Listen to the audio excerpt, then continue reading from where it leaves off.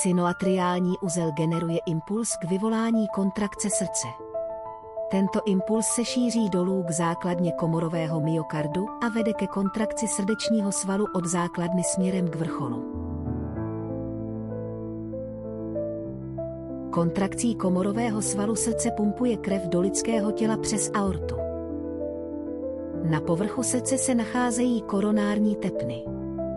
Nedostatečná koronární perfuze je závažným srdečním onemocněním zejména u osob starších 40 let.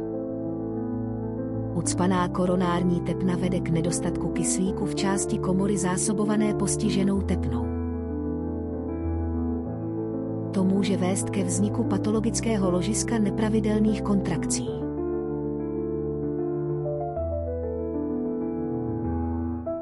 Umělá kontrakce začíná právě v hypoxické oblasti a šíří se dolů k základně komory.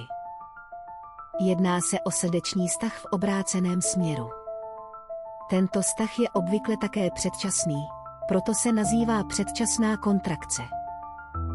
Kvůli obrácenému směru stahu nedochází k žádnému nebo minimálnímu průtoku krve skrz aortální chlopeň.